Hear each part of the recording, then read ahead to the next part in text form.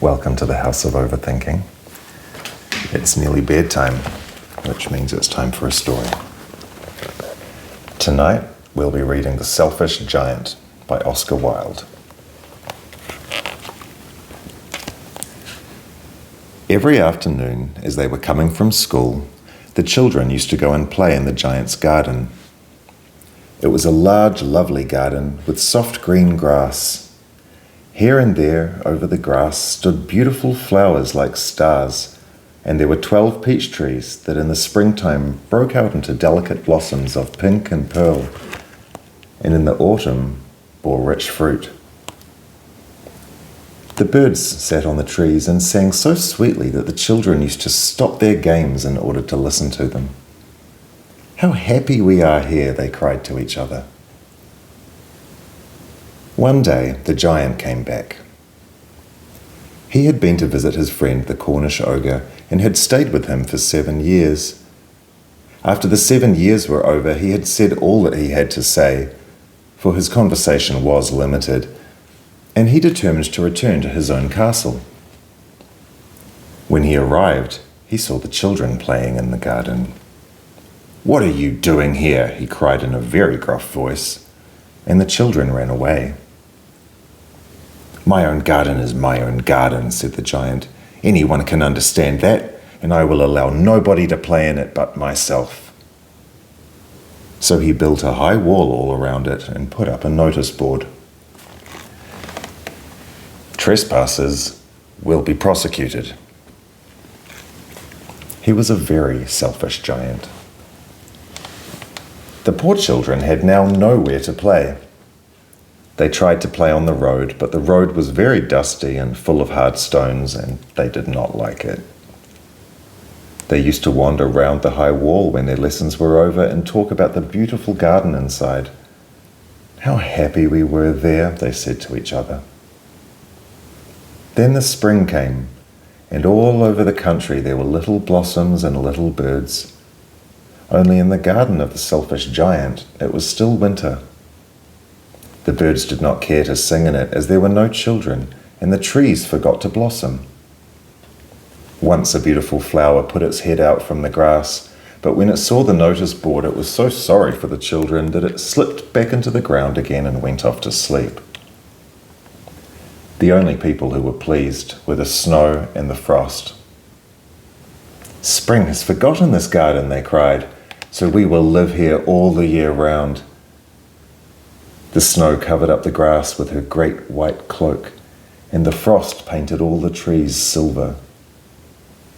Then they invited the north wind to stay with them, and he came. He was wrapped in furs, and he roared all day about the garden and blew the chimney pots down. "This is a delightful spot," he said. "We must ask the hail on a visit." So the hail came. Every day for 3 hours he rattled on the roof of the castle till he broke most of the slates, and then he ran round and round the garden as fast as he could go. He was dressed in grey, and his breath was like ice. "I cannot understand why the spring is so late in coming," said the selfish giant, as he sat at the window and looked out at his cold, white garden. "I hope there will be a change in the weather." But the spring never came, nor the summer. The autumn gave golden fruit to every garden, but to the giant's garden she gave none. "He is too selfish," she said. So it was always winter there, and the north wind and the hail and the frost and the snow danced about through the trees. One morning, the giant was lying awake in bed when he heard some lovely music. It sounded so sweet to his ears that he thought it must be the king's musicians passing by.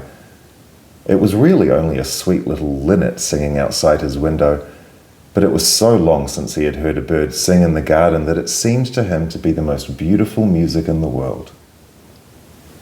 Then the hail stopped dancing over his head, and the north wind ceased roaring, and a delicious perfume came to him through the open casement. "I believe the spring has come at last," said the giant, and he jumped out of bed and looked out. What did he see? He saw a most wonderful sight. Through a little hole in the wall, the children had crept in, and they were sitting in the branches of the trees. In every tree that he could see, there was a little child.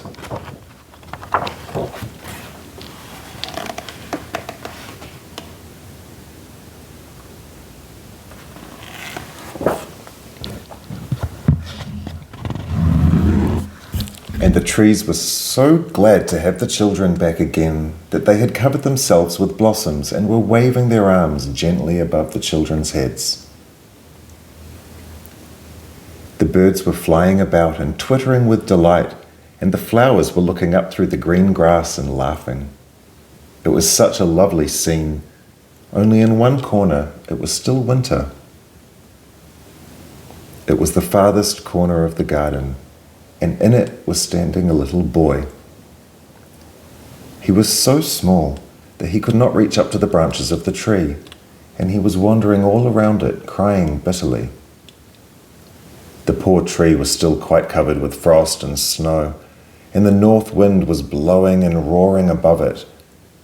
"Climb up, little boy," said the tree, and it bent its branches down as low as it could, but the boy was too tiny. And the giant's heart melted as he looked out. "How selfish I have been," he said. "Now I know why the spring would not come here. I will put that poor little boy on the top of the tree, and then I will knock down the wall, and my garden shall be the children's playground forever and ever." He was really very sorry for what he had done.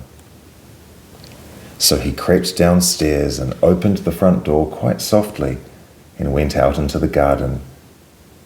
But when the children saw him, they were so frightened that they all ran away, and the garden became winter again.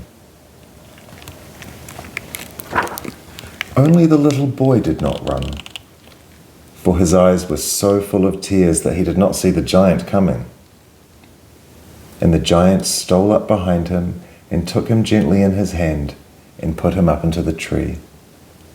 And the tree broke at once out into blossom, and the birds came and sang on it, and the little boy stretched out his 2 arms and flung them around the giant's neck and kissed him. And the other children, when they saw that the giant was not wicked any longer, came running back, and with them came the spring. "It is your garden now, little children," said the giant, and he took a great axe and knocked down the wall.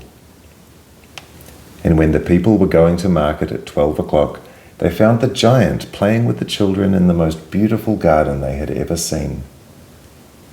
All day long they played, and in the evening they came to the giant to bid him goodbye. "But where is your little companion?" he said, "the boy I put into the tree." The giant loved him the best because he had kissed him. "We don't know," answered the children. "He has gone away." "You must tell him to be sure and come here tomorrow," said the giant. But the children said that they did not know where he lived and had never seen him before. And the giant felt very sad.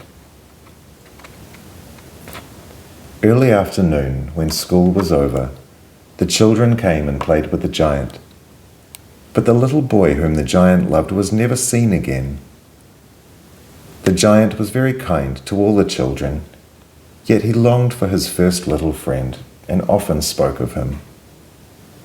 "How I would like to see him," he used to say. Years went over, and the giant grew very old and feeble. He could not play about anymore, so he sat in a huge armchair and watched the children at their games and admired his garden. "I have many beautiful flowers," he said, "but the children are the most beautiful flowers of all." One winter morning, he looked out of his window as he was dressing. He did not hate the winter now, for he knew that it was merely the spring asleep and that the flowers were resting. Suddenly he rubbed his eyes in wonder and looked and looked. It certainly was a marvellous sight.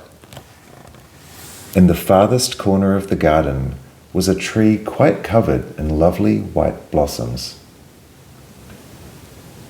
Its branches were all golden, and silver fruit hung down from them, and underneath it stood the little boy he had loved.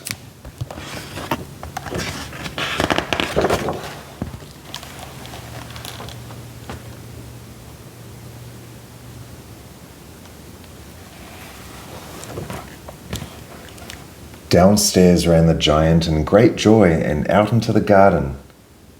He hastened across the grass and came near to the child, and when he came quite close, his face grew red with anger, and he said, "Who hath dared to wound thee?"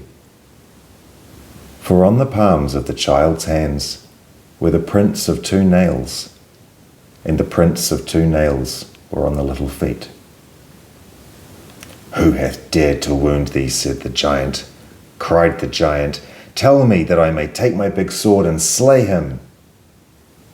"Nay," answered the child, "but these are the wounds of love." "Who art thou?" said the giant, and a strange awe fell upon him, and he knelt before the little child. And the child smiled on the giant and said to him, "You let me play once in your garden.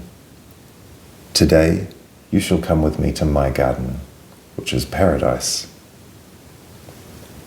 And when the children ran in that afternoon, they found the giant lying dead under the tree, all covered with white blossoms. Good night.